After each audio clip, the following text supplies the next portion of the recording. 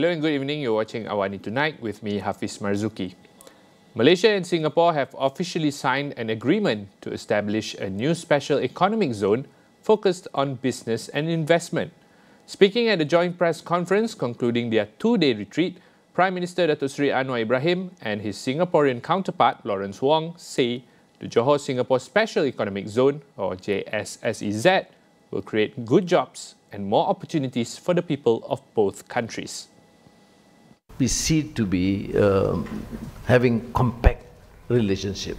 Both countries are countries led by a government that's politically stable, with clarity in economic policies, and a clear position or policy to attract investments. And not only that, but selective in the sense that investments that we think will affect the demands and dictates of the future. The JS-SEZ aims to strengthen cross-border economic collaboration, targeting 100 projects over the next decade, including 50 high-value initiatives within 5 years and 20,000 high-skilled jobs. We can come together, which we intend to, market the SEZ together, promote the SEZ as a combined destination. Johor, Singapore together. Hopefully this will allow both of us to attract even more global investments to our respective countries, enhance the pie, expand the pie, create good jobs for both our peoples. Both leaders also witnessed the signing of 6 MOUs and a letter of intent covering various areas of cooperation. Transport connectivity is also being enhanced, including the Johor Bahru Singapore Rapid Transit System (RTS link), set to commence operations by the end of 2026.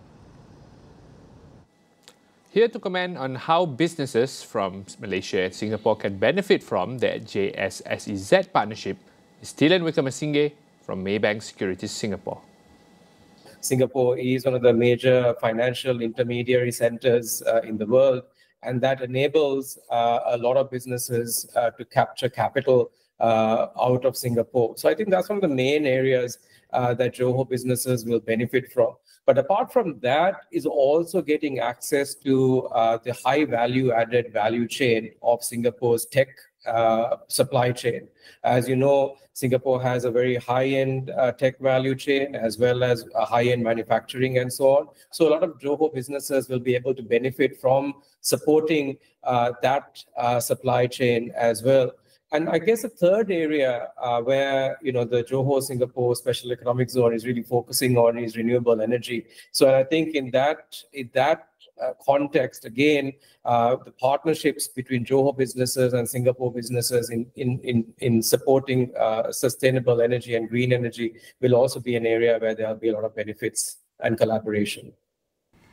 As for Singapore, Tilan emphasizes how the JS-SEZ can help in lowering operating costs for many businesses. Two major bottlenecks that Singapore businesses have had, and this runs across small and medium enterprises to large enterprises and even the MNCs, have been the very high operating costs in Singapore, particularly in terms of rentals as well as people, or actually the access to people. So I think opening up the Johor Singapore SEZ and certainly unclogging the border between Singapore and Johor should go quite a long way in enabling lowering operating costs for a lot of businesses here. And I think this has been one of the major sort of issues in terms of margins for a lot of businesses in Singapore.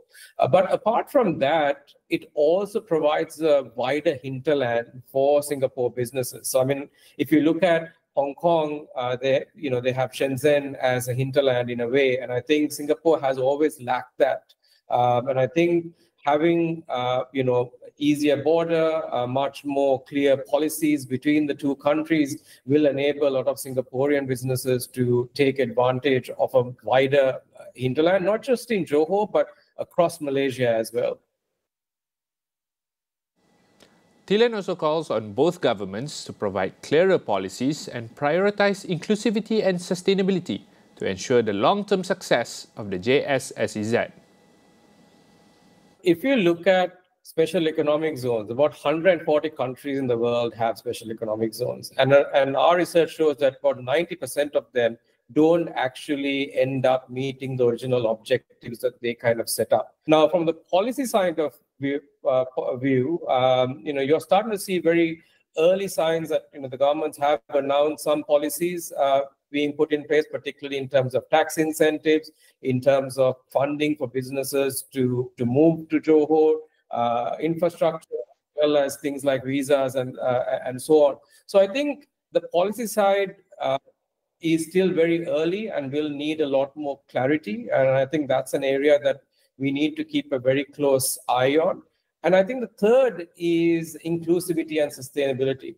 And what I mean by that is for both sides, they really need to figure out what is really needed by businesses to relocate to the special economic zone and what is actually required by the global customer base from an economic zone that is based in Johor and Singapore. And is it really sustainable? This is something that on both ends, there is a business case and there is a need for that from an economic point of view, from a historical point of view, as well as from a people point of view. So I think there is a very strong case for the Johor-Singapore SEZ to come in, and I think it's coming at the right time and it's in the right place to really benefit both economies. And I think the reality is, the sum of this will be bigger than the parts. Indonesia is now officially part of BRICS, the bloc of emerging economies. Its membership was endorsed by BRICS leaders back in August 2023, but the world's fourth most populous nation decided to join only after its new government was formed last year. In a statement, Brazil welcomed Indonesia's entry, highlighting its role as Southeast Asia's largest economy and population, and its commitment to reforming global governance and strengthening South-South cooperation. BRICS originally brought together Brazil, Russia, India and China in 2009, with South Africa joining a year later. In 2023, the alliance expanded to include Iran, Egypt, Ethiopia and the UAE. Saudi Arabia has been invited but hasn't joined yet, while countries like Malaysia, Turkey and Azerbaijan have formally applied, with others expressing interest. The Immigration Department assures that the personal data of users utilizing the QR code system through the My Border Pass application is fully protected.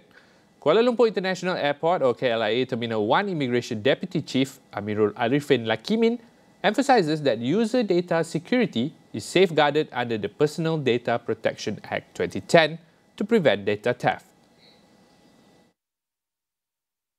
Datuk Sri Saifuddin Nasution Ismail announced that the government would implement a trial period for the use of QR codes specifically for Malaysians beginning this month. This initiative aims to streamline immigration checks at 40 dedicated lanes at the Kuala Lumpur International Airport KLIA Terminals 1 and 2.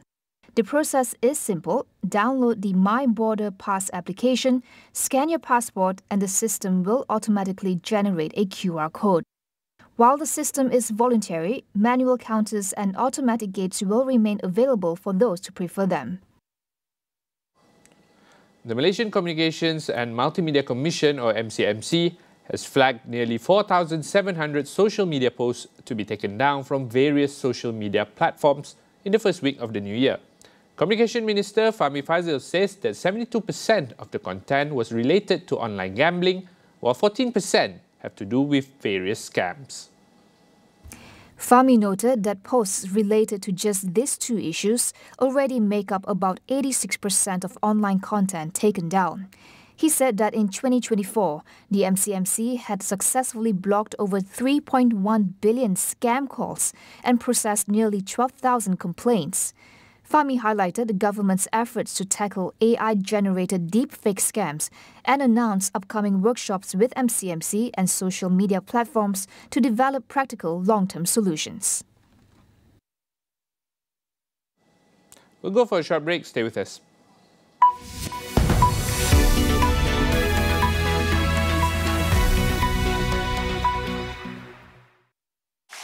Rambut gugur lagi? Macam mana Gunakan Pantene Baharu dengan provitamin mikro yang meresap dan menguatkan rambut dari dalam. Rambut 10 kali lebih kuat terhadap rambut gugur. Pantene Pantene baharu. Ini adalah Inovator. Pelbagai inovasi yang mengujakan. Terhasil daripada lendir siput babi. Multimedia.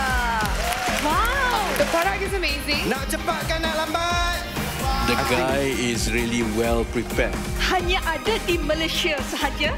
Kedaulatan negara, tanggungjawab bersama. Inovator 1 9 malam eksklusif di Astro dan Astro Go. Kerap menggaru kulit kepala disebabkan kelumur, masalahnya lebih mendalam. Gunalah Head and Shoulders menembusi 5 lapisan untuk membasmi kelumur dan kegatalan. Bebas kelumur sehingga 100%. Head and Shoulders diuji secara dermatologi.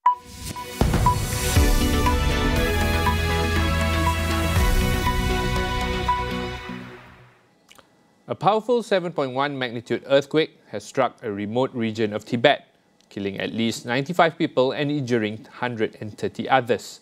The tremor hit at 9:05 a.m. local time, with shockwaves felt as far as Nepal and parts of northern India. Reports from China's state news agency Xinhua confirmed that over 1,000 homes were damaged in Tingri County, where the earthquake's epicenter was located. Rescue teams, including the Chinese Air Force, are on the ground, searching through the rubble for survivors. While in Nepal, the tremors caused widespread panic, particularly in the capital, Kathmandu. Access to Everest Base Camp has been closed, and some villages remain without phone service. Chinese President Xi Jinping has called for urgent rescue operations as the region braces for harsh winter conditions. However, rescue efforts are being hampered by the difficult terrain and isolated villages. Tibet remains a politically sensitive area with limited access for foreign aid, which adds further complexity to the relief efforts.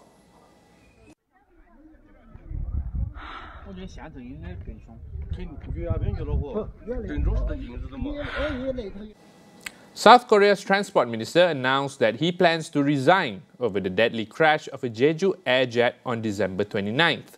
Flight 7C2216 barely landed, overshot the runway at Muan International Airport and burst into flames after hitting an embankment, killing 179 people. Park Sang-woo said he will step down after addressing the ongoing crisis. Experts have pointed out to the runway's embankment, built to support a localizer antenna, as being too rigid and dangerously close to the runway's end.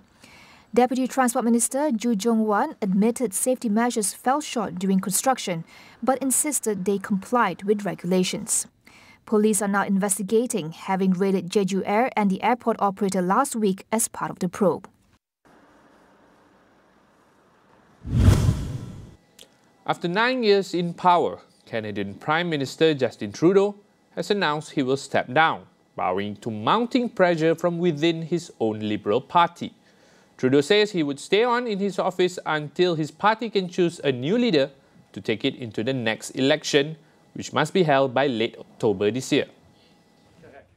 Trudeau has also suspended Parliament until March 24th, delaying plans by the opposition to introduce no-confidence motions that could bring down his minority government. The Liberals are likely to fast-track their leadership race to ensure a new leader is in place quickly. For context, Trudeau's leadership contest in 2013 took 5 months. There is no clear successor to Trudeau, but several prominent Liberals, including former Finance Minister Chrystia Freeland, Intergovernmental Affairs Minister Dominic LeBlanc, Transport Minister Anita Anand, and former central banker Mark Carney, have been floated as possible leaders. Polls show that the Liberals are likely to lose the next election regardless of who leads them. However, Trudeau's growing unpopularity has been a major drag on the party, and a new leader could reduce the scale of the defeat. Now that wraps up AWANI Tonight. Check out our web portal, keeping you informed on the critical events shaping our world, all in one place at international.astroawani.com. That's all for now. I'm Hafiz Marzukhi. Thanks for watching and good night.